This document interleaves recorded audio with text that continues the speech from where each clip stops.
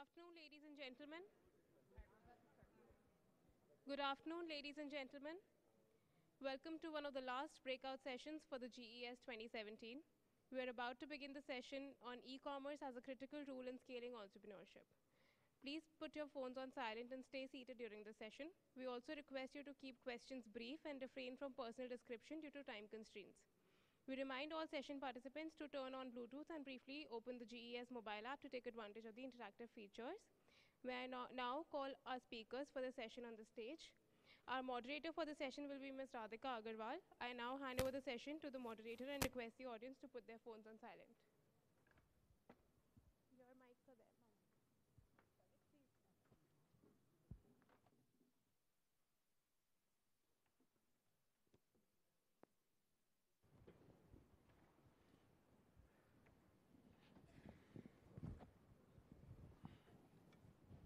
Thank you so much, and an absolute pleasure to be here. I've been here a couple of days now, and I have to say that the energy that I've seen at the GES session has been inimitable. I've met some remarkable entrepreneurs, and today I have some remarkable entrepreneurs here on the panel with me. So when we were given the topic, e-commerce, and in many ways, if you look at the technology world today, e-commerce seems to be the traditional child of technology. And in spite of that, it is the only trillion-dollar industry that continues to grow at a double-digit rate for the near foreseeable future. So fast-growing, very, very large, and panelists here who've built amazing companies. So we'll start with quick introductions. I'll let Ashish start. Ashish, if you can tell us a little bit about yourself and, of course, Book My Show. I'm the founder and CEO of Book My Show. It's a company that I started 19 years ago. I was 24, I'm 43 now. My Monday mornings haven't changed as much as my Friday evenings. Both excite me. The day that equation changes, I'll stop doing one or the other. So that's us. Ashish has been a true inspiration. We've known him for a while, but I'm 24 now. So, hi, I'm Ritesh. Started OYO roughly 3.5 years back. We had a very simple mission. When common men travel across India, finding beautiful living spaces is a real challenge. Our mission has consistently been, how can we bring beautiful living spaces for the common man in India? In that process, we've come a long way, but we still feel that we're getting started. We currently operate India's largest hospitality company in the economy and mid-scale hotels. The mission continues to remain similar from what it started with. And today, millions of people use us every month. We hope to continue to drive this change towards bringing beautiful living spaces for the common man. Thank you. Hi, everyone. My name is Ankiti Bose. I'm the co-founder and CEO of Zilingo, which is Southeast Asia's largest fashion and lifestyle marketplace. We started 3 years ago, so way after Ashish started. I think it was in 2014 when I was on a holiday in Bangkok. I used to work in India back then, in Bombay and then in Bangalore. When I saw women and men, a fair number of men, flying down from all parts of Asia and all parts of the world, flocking to these markets in Bangkok for, long-tail designer labels and stuff that was not available in any of their countries. And it was a very obvious aha moment that why is this stuff not online? 3 years later, today, we have 7,000 labels from 8 countries, shipping in 10 countries now. And it's been an incredible journey, and I think a lot of our story is about being a good platform for small merchants and driving value for them. That's everything that we do at Zilingo. Thank you. Thank you. Quick introduction here. I'm Radhika Agarwal. I'm the co-founder of ShopClues, which is a horizontal e-commerce player, and it is focused right at the bottom of the pyramid. Either way you look at consumers, we're very, very focused on tier 3, tier 4, rural consumers based out of India. And for those of you who are visiting India for the first time, I can tell you it's much, much beyond what you're seeing in Hyderabad as well. About 70% of India lives in rural areas. So tier 4 rural areas. So there is a huge consumer base that is just being exposed to the internet for the first time. They're coming online for the first time and shopping. We're a marketplace. And again, bottom of the pyramid, because we're very focused on micro, small, medium enterprises. And these are small merchants who are either traders, manufacturers, wholesalers, mom and pop stores that you see as you drive down the roads of India. We have about 600,000 of these merchants on the platform. We started in 2011, and it's been, I would say, like all startups, it's been a crazy roller coaster ride, and I'll do it again in a heartbeat. We ship out about 3.5, 4 million units on a monthly basis now, and the kind of traction that we are seeing from tier 4 rural India right now gives us a lot of excitement about what is going to happen in e-commerce in the future. Many times when we talk about e-commerce, and that's where I would lead the next question to the panel is, we think about e-commerce as a has-been industry. It's reached a certain amount of maturity, yet there's a lot of disruption that continues to happen.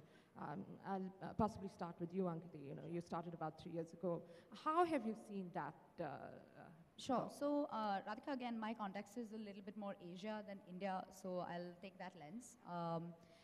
If you think about Southeast Asia, ASEAN in general, along with China and Hong Kong, it exports about $300 billion of fashion and lifestyle finished goods annually. 50 billion is consumed within the region itself. Less than 5% of that supply is online today, and that is 3 years after we've already started in whatever, sizable scale, right? Less than 5% of the supply is online. But unlike India, where there's obviously a lot more product innovation at a higher speed has happened already, the consumers there are quite ready, right? We were, Radhika and I were just discussing this before the panel started. There's higher internet penetration, there's higher credit card penetration, per capita income is way higher. The poorest of our markets is still 2x per capita income of India. Women's per capita income, if you split it by gender, is higher. Disposable income with women is higher. So it was, it's very obvious that while it seems and it looks like with internet companies in Southeast Asia raising billions of dollars that, hey, it's a, it's perhaps a very penetrated market. If you think about the market in and of itself, there are lots of ready users, and we're literally 5% done in terms of getting the supply online. So I think we have a really long way to go. Just getting started, for sure. Just getting started, yes. Ritesh, you worked on structuring a market that was highly unstructured. Oyo has just changed the face of hospitality in India. What have you accomplished so far, and where do you expect to go in the future?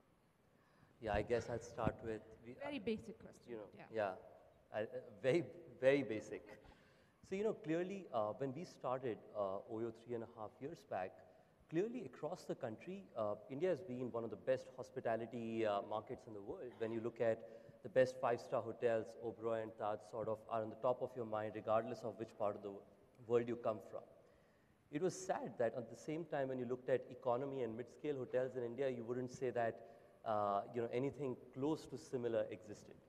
So it was an opportunity that always existed.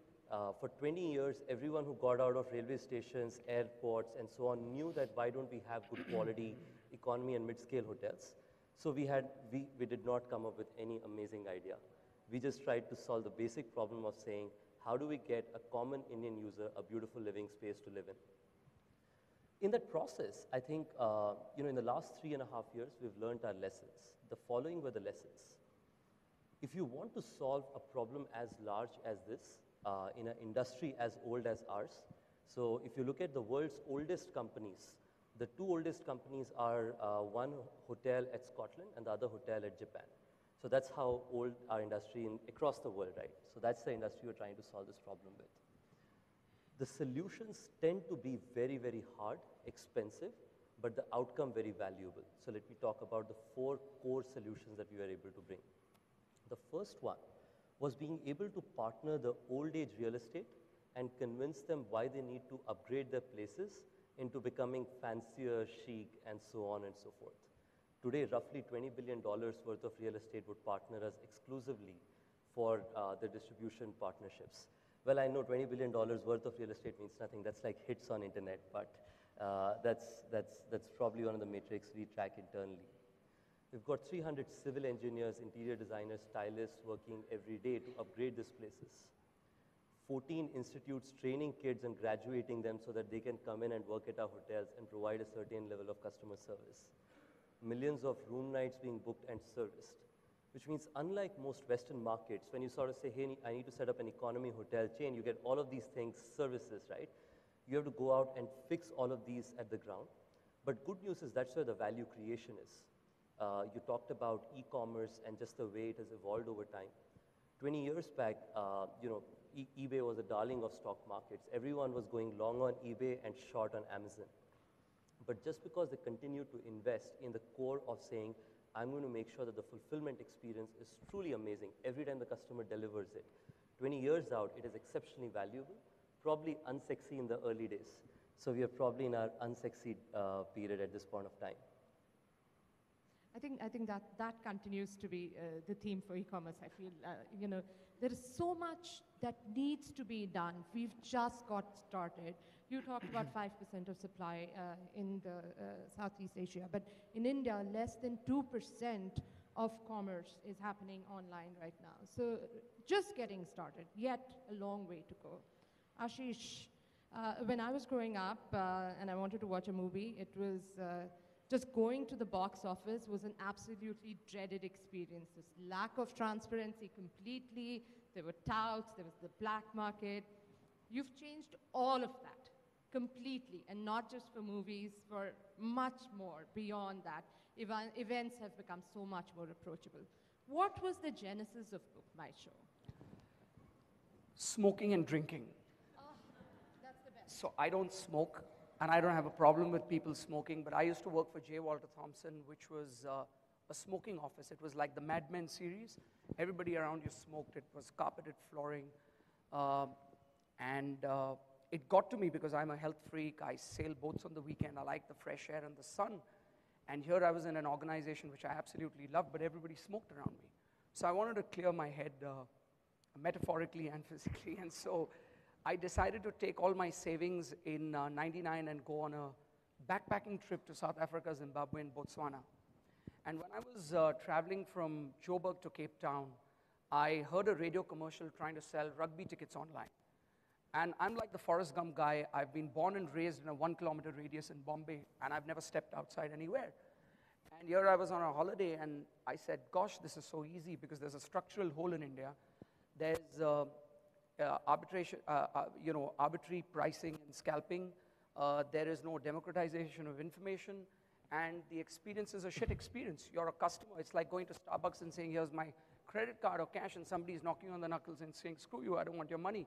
So you would stand in a line at a cricket match overnight, get lathi charged and beaten up with batons by the cops because the line would get unruly, and then when you reach the box office, the guide say, hey, tickets are sold out, but all the scalpers are selling your tickets at 5x the price. And so I said, I started mulling over it, and then I reached Cape Town, and they have this little wine-growing region called Stellenbosch, which is like the Napa in the US. And I am a Sindhi, which is considered the Jews of India, and then I am from India, where there's a land of scarcity. And everybody, when they give you a glass of wine, gets very snooty, and everybody's taking the Merlots and cabs and swirling them, spitting them, and talking about the wine. And I'm from India, land of scarcity. I'm getting free wine. I kept drinking from 11 in the morning till 3.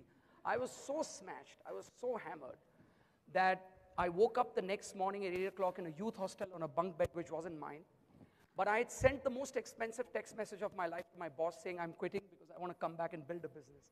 And she had said, okay. And the text message at that time was 169 rupees from South Africa to India. And it was really expensive, and again, metaphorically and actually. And so I came back, and I started building a business plan.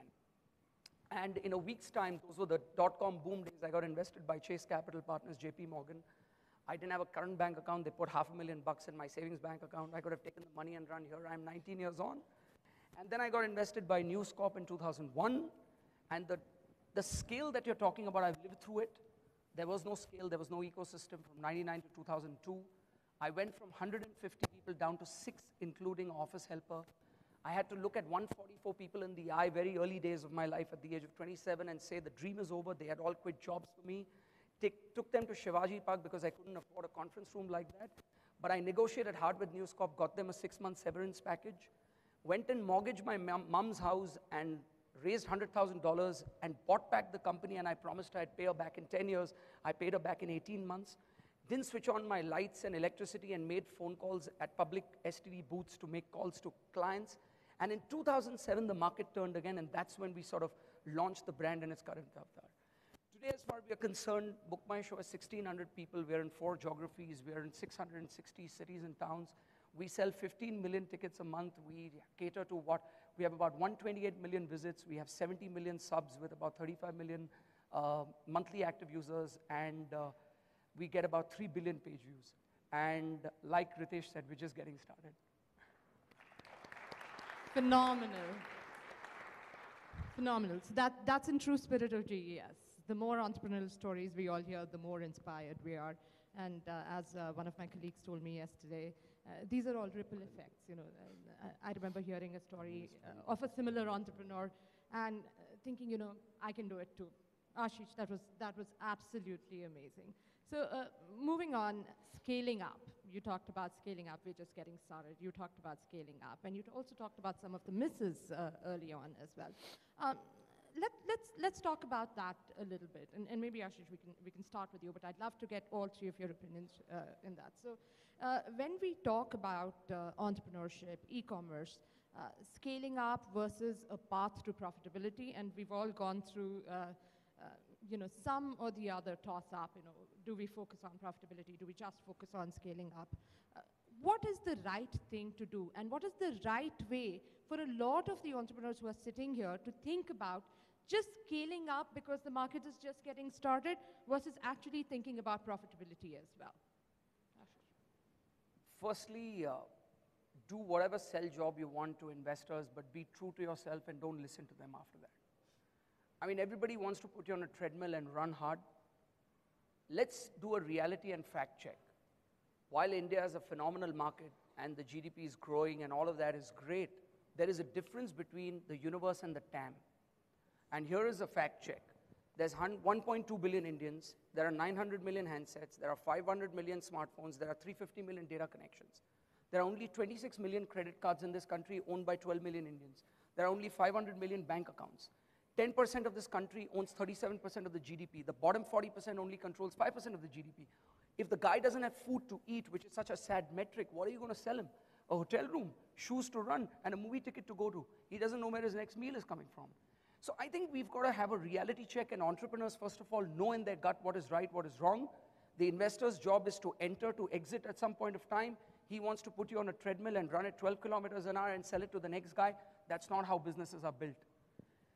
And in America, you could be a 3rd-generation entrepreneur by the time you're 43, but in India, it takes time, and it takes 7 to 12 years. It's an enormous problem to solve, but you will reap the benefits of really changing lives and changing people and creating some significant value for yourself.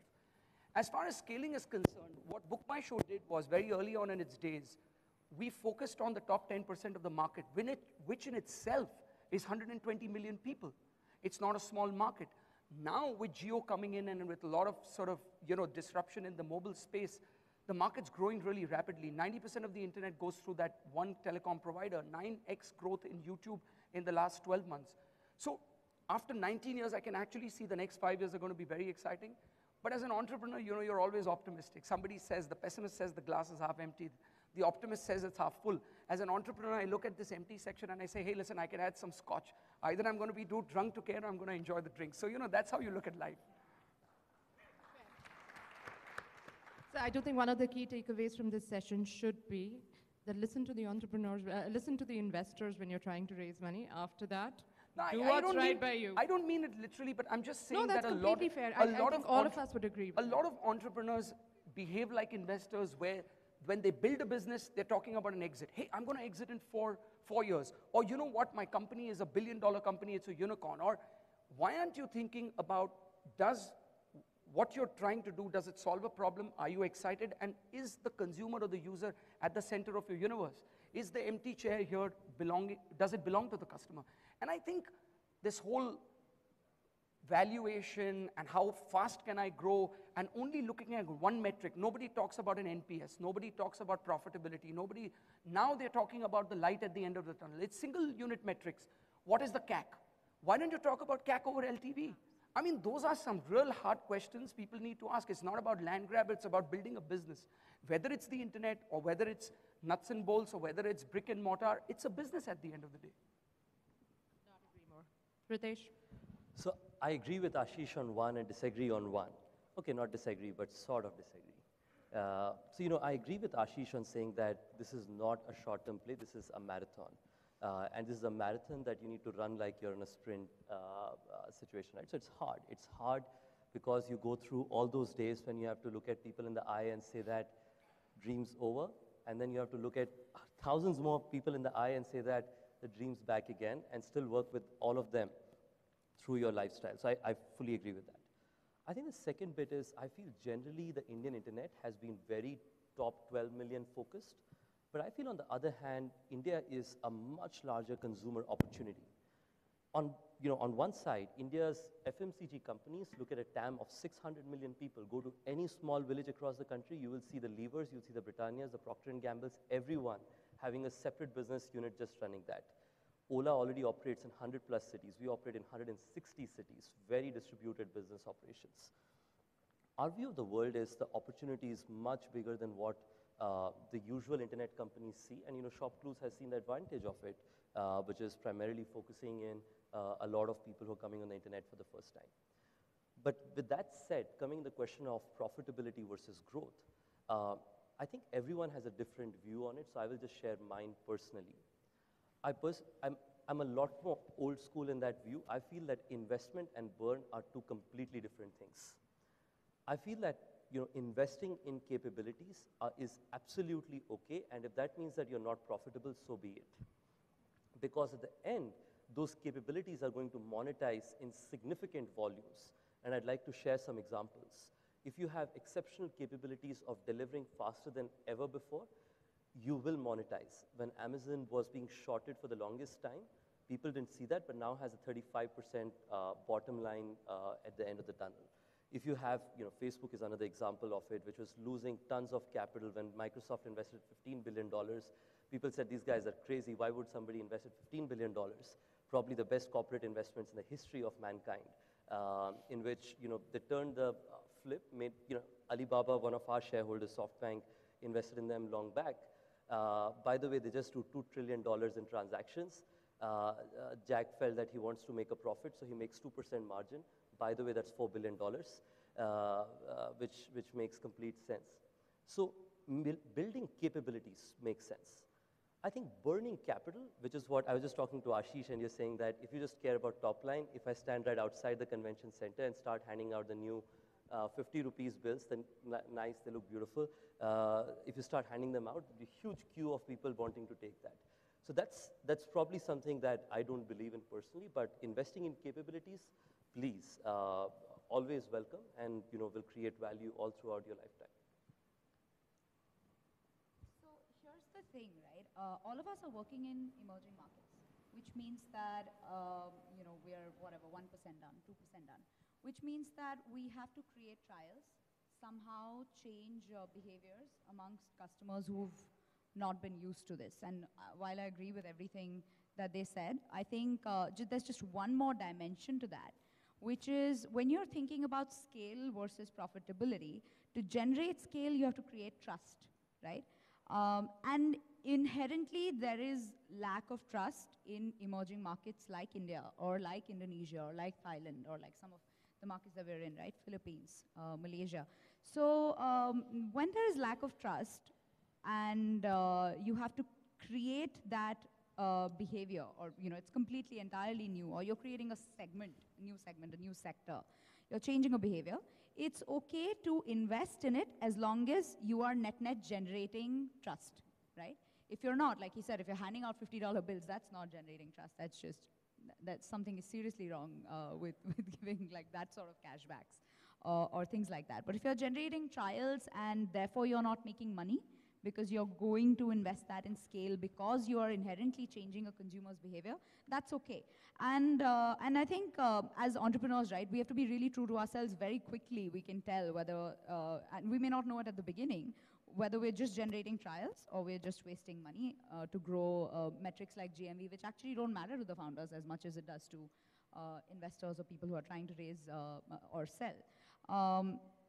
So inherently, if you're talking about scale and if you're doing things that change the behavior and generate trust, it's okay. But if you have no idea how that is going to go down a path of profitability, and as a founder, you always know that, whether that's the right thing to do or the wrong thing to do, I think that's where that's one of those decision points where you know whether you're going to make it or not. For me personally, that's a good check of scale versus profitability. So it's great, you know, we all have a very clear view of how we are building out our business and where we plan to take it going forward. And, but as we scale up, you know, there are some bottlenecks that come up, whether that's infrastructure, whether it is, I know in India, you know, about 3 years ago, we expected internet penetration to go up much faster than it has actually happened. And, you know, where do these remedies lie? What kind of support do you expect from the government in this?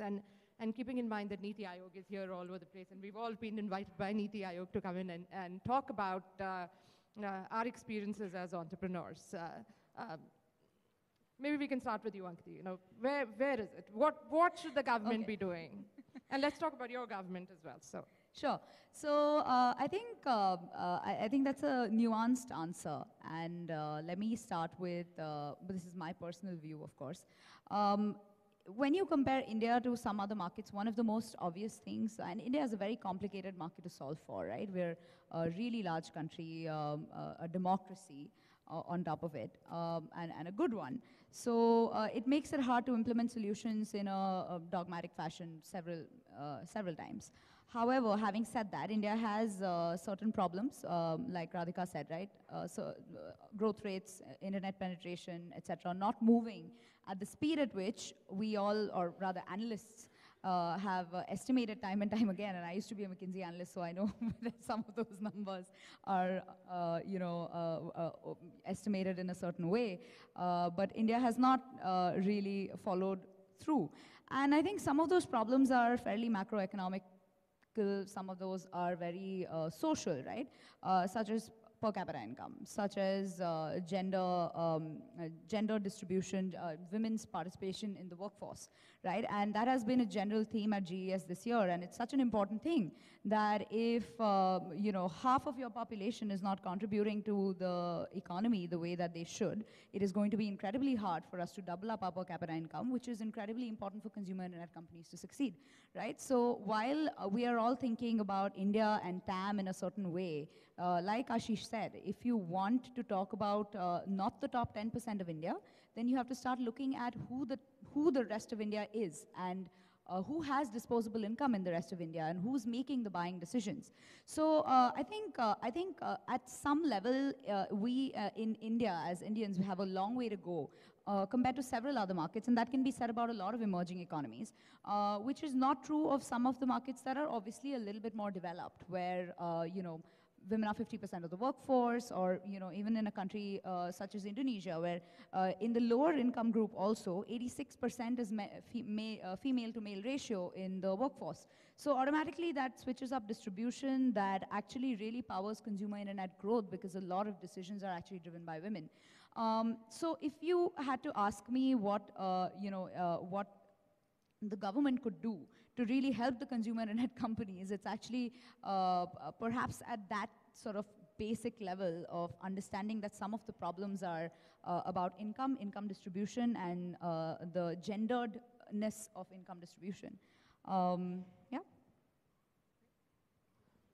Okay, so 50% of Indian population is below the age of 25. Great, right?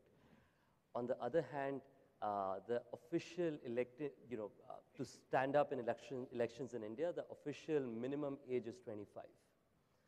So basically, the people who are writing the rules and the regulations for people in India have nothing to do with the people who are actually going to be impacted with those rules and regulations. So not that I'm saying that all potential elected representatives should be below the age of 25. I'd love that, but I know that it could have some repercussions. The entire country might be Goa, which is great.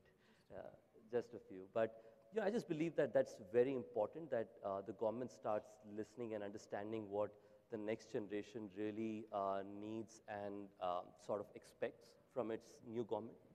I think we are very, as a company and as a young citizen of this country, I'm very proud to, have seen in the last 3 years how the government's ears are so close to the ground. When GES happens, it doesn't have, the $100 billion family, rich coming here. These are first-generation entrepreneurs creating and solving problems. So I feel very happy about the work that's happened in the last few years, but there's a long way for us to go. And the hope is someday people who are 25 years or lesser in age will have more in terms of say in what rules and regulations are being written other than just voting. So that's probably one aspiration I'd have in the future. So, look, I've been around too long, and my view of government versus no government, and it's changed, like Ritesh said, but I always believe that if you want to succeed in China, you want to be close to the government, but if you want to succeed in India, you want to be as far away from the government. And all traditional businesses are all screwed up because the government was too involved in their lives. And the reason why KPOs, BPOs, and internet businesses did so well, because nobody in the government bloody knew what we were up to. And then we became too large for them to fail and say anything, and now they're all supporting us. However, I think I've seen a new breed of bureaucracy. Amitabh is a friend. Niti Aayog has been drawing me. I've always stayed away from the government. Champions of Change happened in Delhi. The government in Telangana at the bureaucracy level and at the ministerial level, the government in Tamil Nadu, the government in Maharashtra. I think we have a fiduciary system, and therefore at the state level, I'm seeing this new breed of either ministers or bureaucrats which really mean business. And they're transparent, they're straightforward, they're plain speak, and I like that because there's no bullshitting, right? They tell you to your face what's right, what's not. And what I've also liked is they're listening to entrepreneurs and people and saying, how can I help you? Like, I'll give you an example, and to that point earlier, look, I'm not saying that the rest of India is not important, but the fact is that in India we sell 2 billion movie tickets, which is all of Africa, Middle East, North America, and Europe put together. But we have only 12 screens per million people in India as opposed to 128 screens per million people in the US, as opposed to 30 in China, which has now grown to 64 in the last 4 years. In India, we are still at 12, and this is for the last 50 years. The policies which give the land, the taxation, if I want to do a Bruno Mars or an Ed Sheeran concert, which I did last month, and then I did an A.R. Rahman concert a few days back in Hyderabad, the GST is 28. In Malaysia, it's 5%. The free tickets that you're supposed to give in Kuala Lumpur is only 20 by law. Here, I have to at least give 1,000 or 1,500 tickets.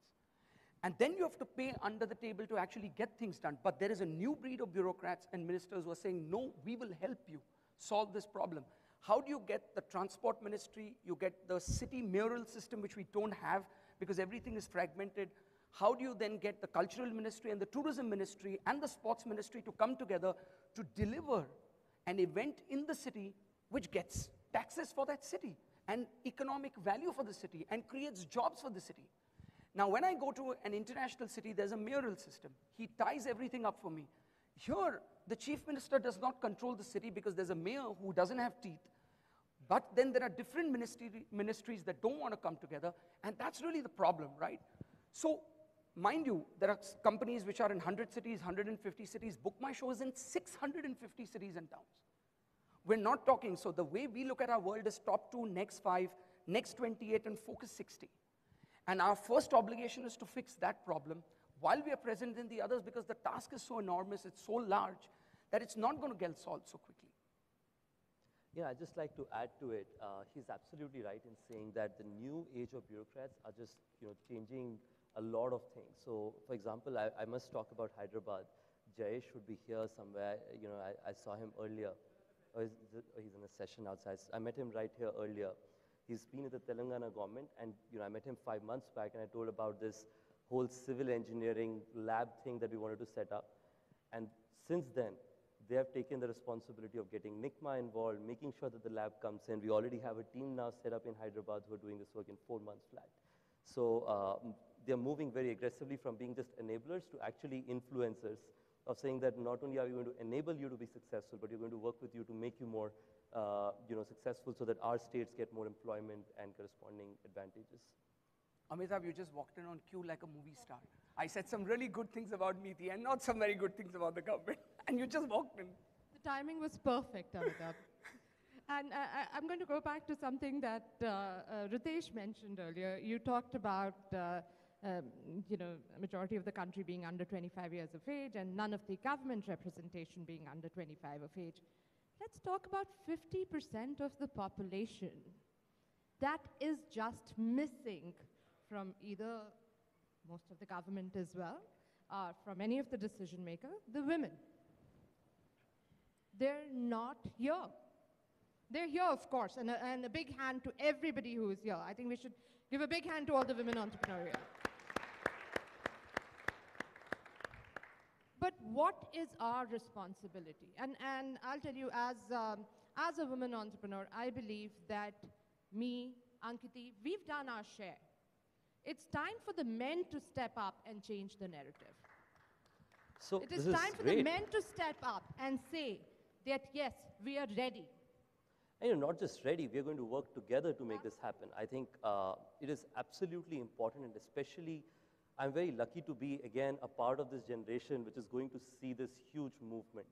None of our next generation people would hopefully need to have this discussion even on the dais to say, how are we going to enable opportunities? That should be table stakes. So from our perspective, I have two responsibilities. One as a young entrepreneur and one as somebody who's running a company which has decent impact around ourselves in the society.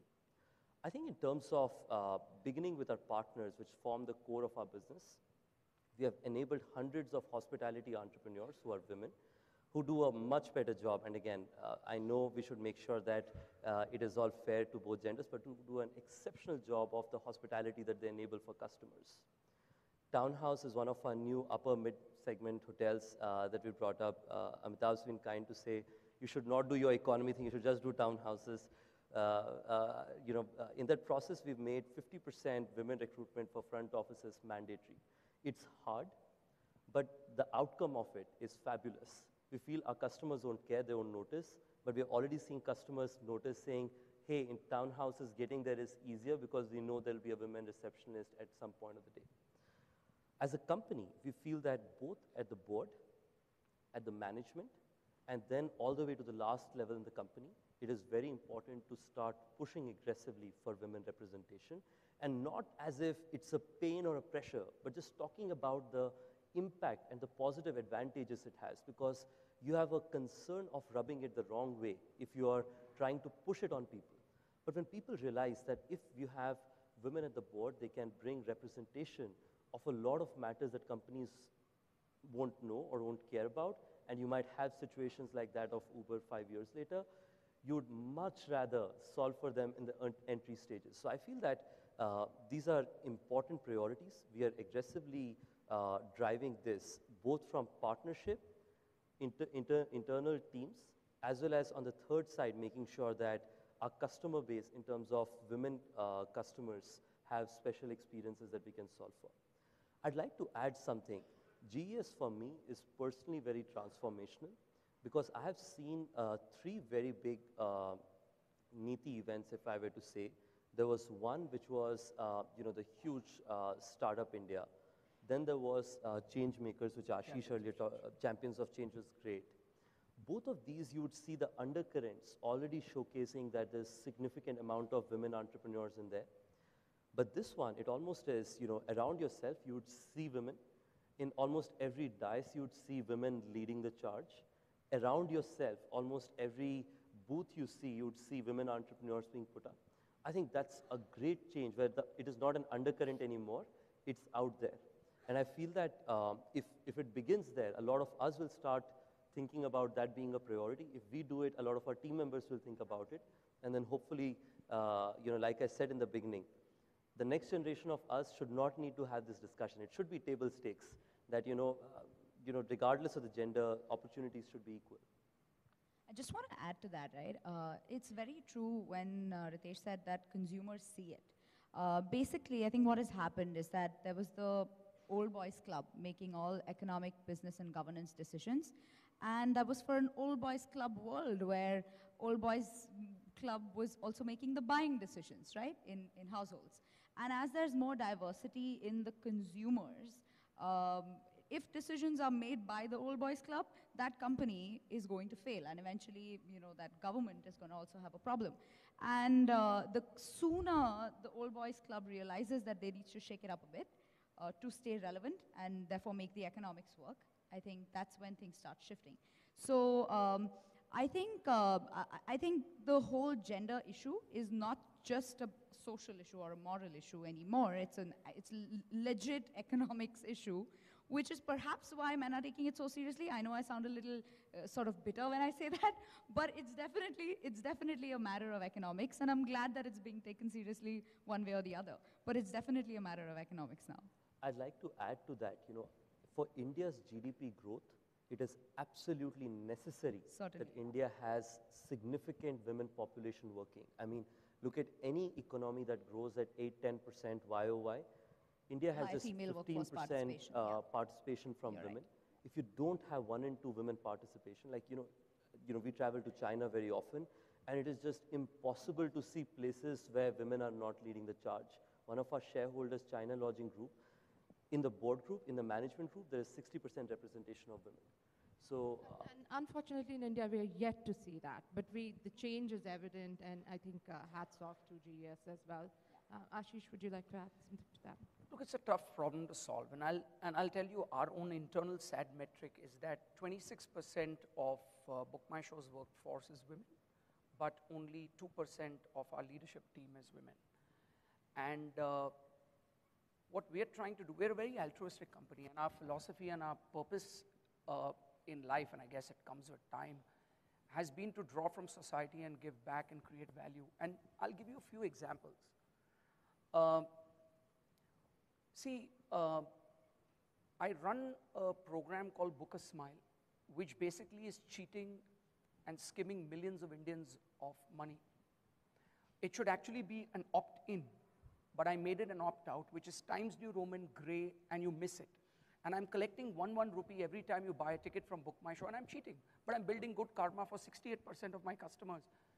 So we are supporting a program from Yuva, where these Jharkhand girls, 300 of them, I'm training them for their soccer program for the last 3 years. 8 of them went for a UEFA Level 1 training to Real Sociedad. And these are girls that have come from this place outside of Ranchi, which is about 130 kilometers outside of Ranchi. And they are being trained. They come from very impoverished backgrounds. Some of their mothers have been acid and rape victims. And they're ostracized in society, and we've taken them, and there's a huge confidence that we've seen in these girls.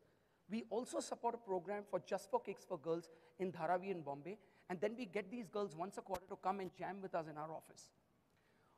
Now, the other thing that we've done is all the toilets in Book My Show are common toilets. There's no outside toilet, it's a common toilet.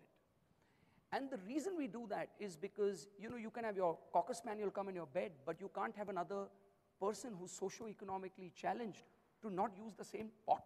And you have executive and regular loos in India. I mean, it's the same shit. If you open the sewer, can you identify yours with somebody else? I don't understand this logic. And so we have the same. We have a food program that is run in the company. For women in the company, we have a Vishaka committee, which is A, mandated, and secondly, we run a very, very strong Vishaka committee. Over and above that, we have a voluntary fund in the company where we are training all the outsourced staff, which is our janitors, which come from an outsourced agency. We pay for Mediclaim bills for 1,600 employees, even if they're outsourced, for themselves, the spouse, 2 children, and a set of parents. And insurance from last year, all paid, no co-pay by the company. And we run a food program where all of us pay a premium, and everybody else below 30,000 rupees salary pays only 20 rupees, because 3 years ago when I spoke to some of the folks and they said, I eat 20 rupees worth of bananas or rice or 2 vada pavs just to keep my energy levels up. And you'll see a lot of people just having glucose Parle G biscuits. And a lot of this impact is to the women which are getting not the best jobs. So I love all the CSR initiatives that you're talking about. And we are not supposed but to do this. women are not a charitable. No, they're not. No, don't get me wrong. I please. think that there has to be a difference there. No, I know that. I'm saying this is not a problem that I created. It's a problem that I see, and it is a problem that I'm willing to walk the walk and walk the talk. That's all I'm saying. And at the leadership level itself, we're inducting 2 new board advisors, which we have said will be reserved for women. So we're working at both ends of the spectrum. But if there is a societal issue, I'm trying to solve it what is in my means and in my control. I'm not doing charity, but I feel that I'm obligated to as a company and as an organization to do that. And so we're doing it. So very, very impressive. Everything that Book My Show is doing. But I think where the problem comes up, and I'd love to get your point of view on that as well, Ankiti, is that women, there is a top of funnel problem. There's absolutely no doubt about it. When you talk about the fact that you have 2 board seats that are mandated for women, but they're not full because you don't know who to get on that, there is a top of funnel problem.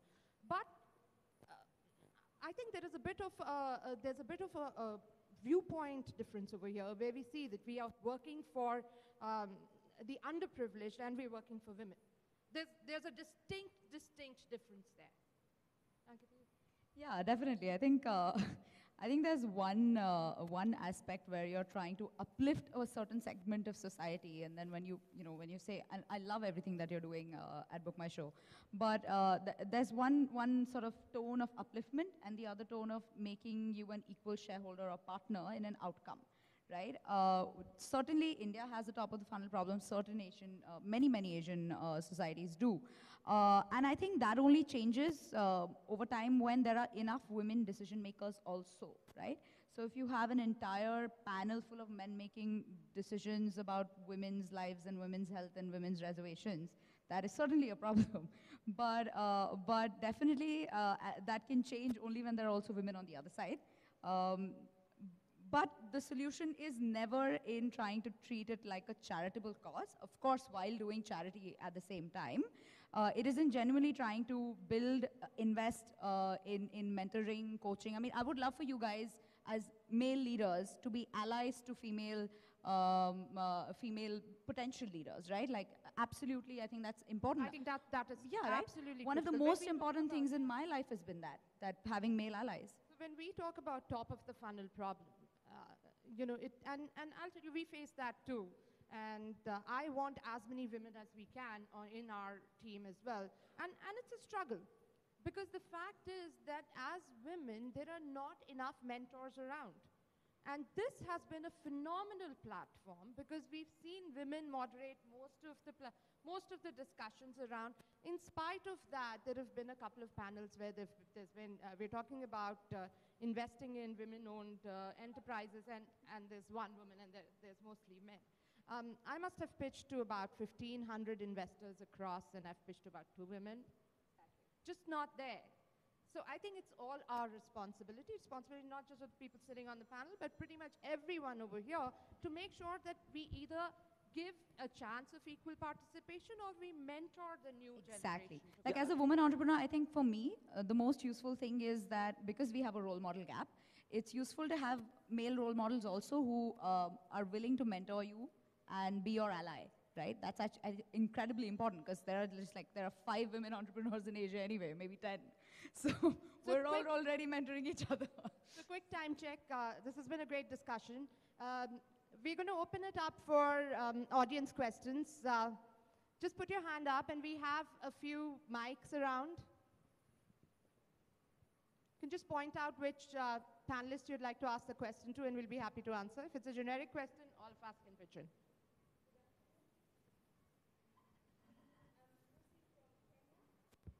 An entrepreneur. My question is scaling up. All your discussions have been very interesting. So I wanted to understand, we all talk about scaling up, and maybe every entrepreneur here has a different definition of what scaling up. But could you, in your own words, like clearly break down what is scaling up. And another factor that I've picked up, you've used the Indian market as an example a lot. I think you forgot about the rest of us, but anyway, we sort of share the same challenges in Africa. So what I have picked from most of the sessions, and I especially want to pick out Mr. Fernando, the one of Dilma Tea. He really touched me because he talked about when you build your business that you also think about sharing your profits with the less, like you're talking about women or your workers. So it sort of made me thinking, maybe when we talk about scaling up, we're only thinking of the financial aspect. But could scaling up also deal with like bettering the team around you, bettering the systems? Like, can we define what scaling up? Because scaling up is like always about the profits. But if we want to be good to the human race, what is truly scaling up? So I can sort of try and answer that. That's what I was trying to sort of allude to. That the purpose and the goal at Book My Show has been very different over the last 3 or 4 years. By the way, Book a Smile, which is our charity, is an all-women team, led by Farzana Kama and led by all 4. So the whole orientation towards women comes from that team and not from me. Also, what I said is that we're training 11 of our office boys in the company through night college right now. And the education for any worker in the company below a certain salary is free of cost, funded by a voluntary fund that we've created in the company, which is pre-salary before it comes to you. So with what we're doing with Book a Smile, the altruism of the company, what we are trying to do with consumers and drawing them in, the work that we do, I think there is a lot that we're anyways doing, even though we're not obligated under the government as CSR because you have to get it out of your profits, etc. We're just doing it out of our free will. So you're right, it's not a metric that we only look at profits at least for ourselves, but we are seeing if we can better lives through insurance, through Mediclaim, through a food program in the company, through education, and through Book a Smile by giving out into the community and seeing if that makes an impact. It's a very, very important and dear subject to us. Book a Smile is not an NGO, but a part of the company. We've not farmed it out as a trust, but we actually have it inside the company, and it has metrics which are sat on every annual operating plan every month. So, I mean, you're right. Profits without a conscience mean nothing to us. So I'd like to add to that. So most of us sitting here are trying to change the way the consumer behaves, right? But beyond that, there is a social element to all the businesses over here. I'll talk a little bit about what we do at ShopCruise. We work with about 600,000 small and medium merchants. 1/3 of them are women who work from their homes, who have the ability to create a livelihood for themselves, which they would have possibly not had if e-commerce had not come down knocking down their doors. So while we look at P&Ls are important, financial metrics are important, but the kind of impact that we are having, not just on our consumers, but on our merchants as well, the kind of employment we are generating. So each one of our merchants lands up hiring about 3 people. So kind of employment that we are generating, these are all metrics of social impact, which are very critical for us as well to be able to measure our success. I'd like to add to that, just taking a minute. We've got 10 more minutes, so we'll hopefully finish it up before a minute. It is, clearly for our kind of companies, the next generation companies, social impact is very, very dear. As a principle, our company does not talk about any of the causes that we work towards because we believe that becomes a little bit of a chest-thumping drive. But outside of that, outside of helping the kids at Kakinada, outside of enabling education, we believe that companies have a great role to play in country building as well. So I had the opportunity, today if you look at it, as a company we've been able to in 3.5 years bring jobs to close to 100,000 people. These are full-time jobs, people all the way from minimum wage to data scientists from across the world.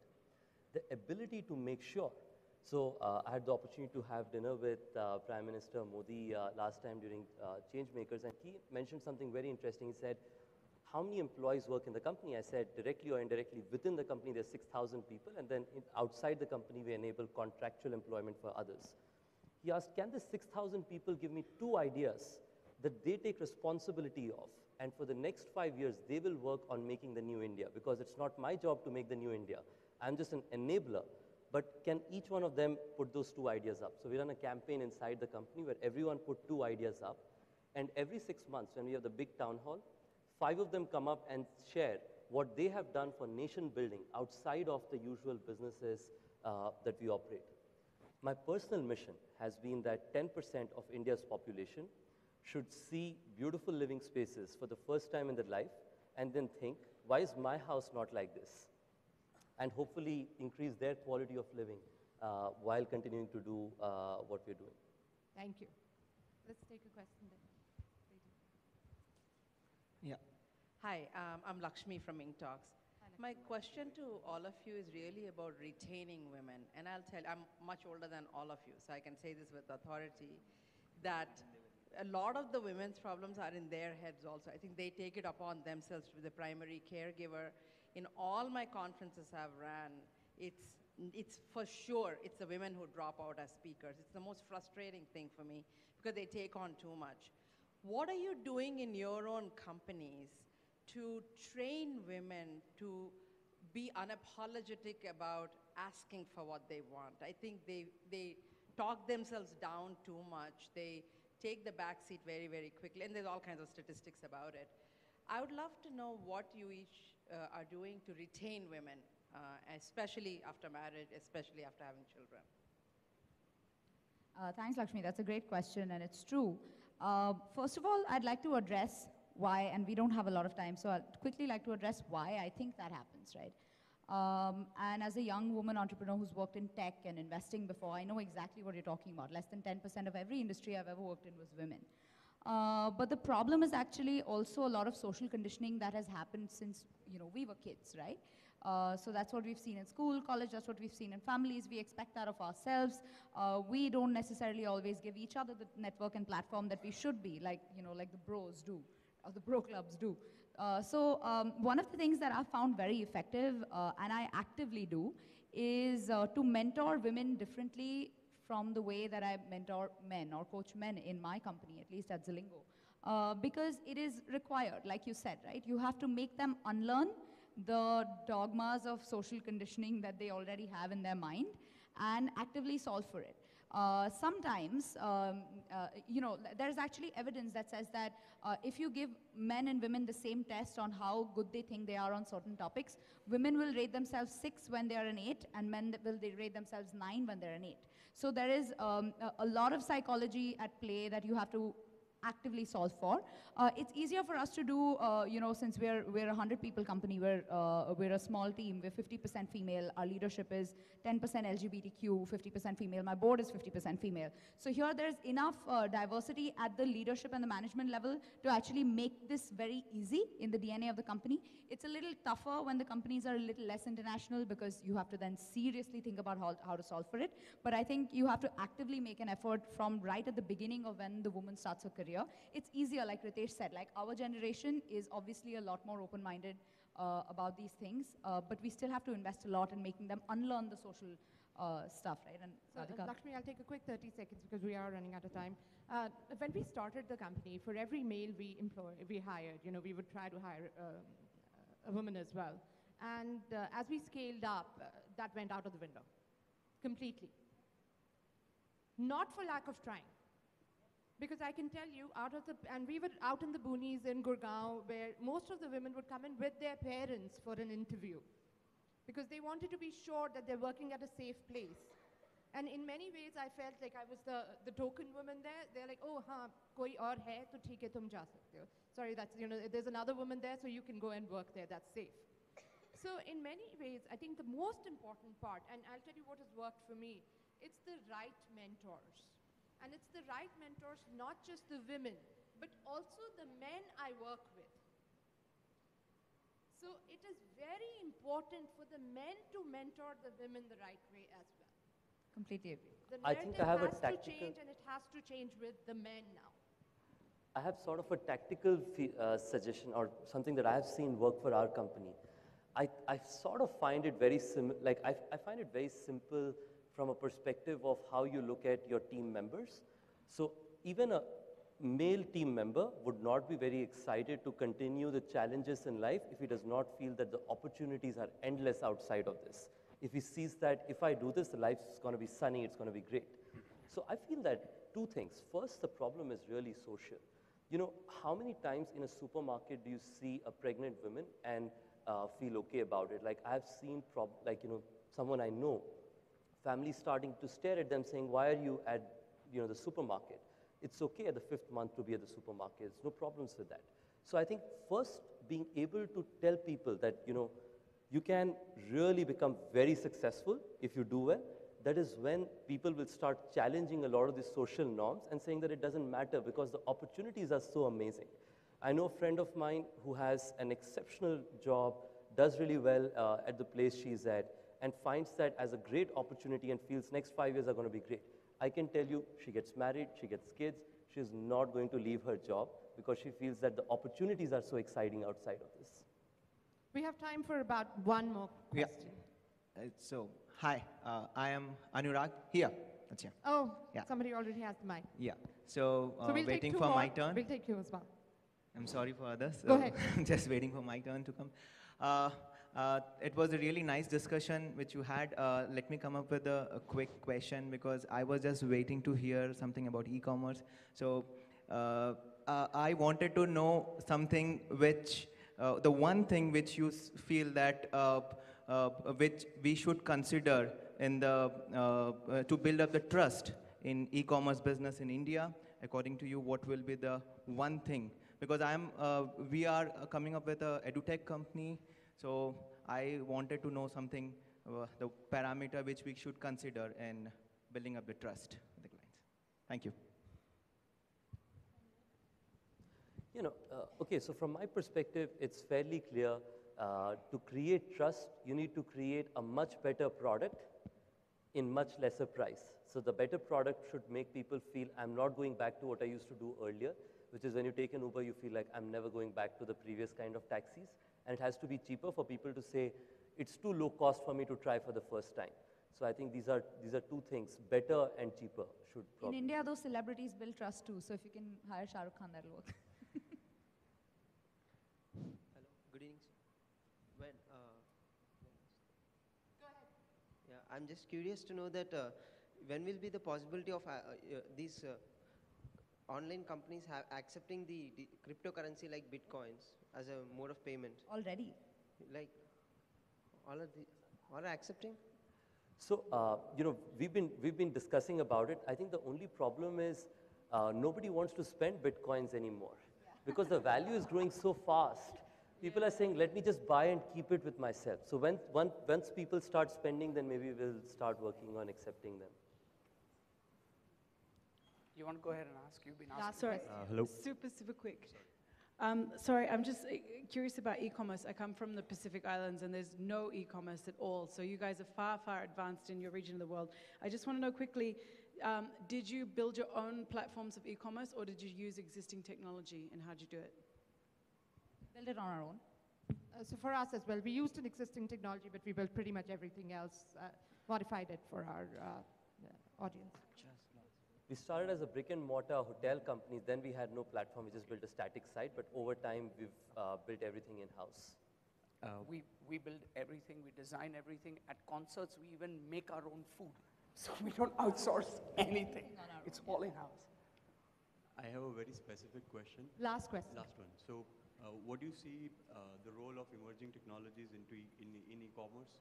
For example, do you see a role for emerging technologies like virtual reality in e-commerce as enablers and gainers of trust? So for example, interactive trailers instead of the normal trailers on Book My Show, or interactive virtual reality hotel tours, which are immersive and interactive rather than just photographs. So do you see a role for such technologies going forward in e-commerce? See, I'll make it real. AI, DL, ML, blockchain, sounds all sexy. I'll give you real examples. We've launched a jukebox product, Radio. If you're listening to Kygo and you increase the volume, I get data points to know that you will like Kygo and similar music like that. Now, if I know there were 10,000 Kings of Leon's fans and 20,000 people listening to Dave Matthews Band in Delhi, then I can get that concert here. So it's very, very simple. You can call it DL, you can call it ML, you can call it AI, you can call it whatever. When you finish a movie and you watched it, I send you a push notification when you rate the movie. I know exactly how many people, and I give an algorithmic rating to the people that have actually watched the movie and a lower rating to the critics who are actually voting for that movie. I go back to distributors and cinemas after the first weekend and tell them Madras Cafe actually is going to lift over the next 2 weeks because we are seeing a better run of consumers saying, I want to see. So you can call it AI, ML, DL, blockchain, whatever that you want to call it, but this is just common sense. We're using data to enable business and to make a difference to consumers' lives. I mean, and of course we're using, of course we have data scientists, of course we have a team in Israel that's sitting, of course we have analytics teams, but you know, at the end of the day, how are you going to use that? Data is most important. So it starts with how are you going to use the data, how are you going to make a difference, use your common sense, and then technology will keep changing and the terminology will keep changing. Yes, With that, we'll end it, but that's true.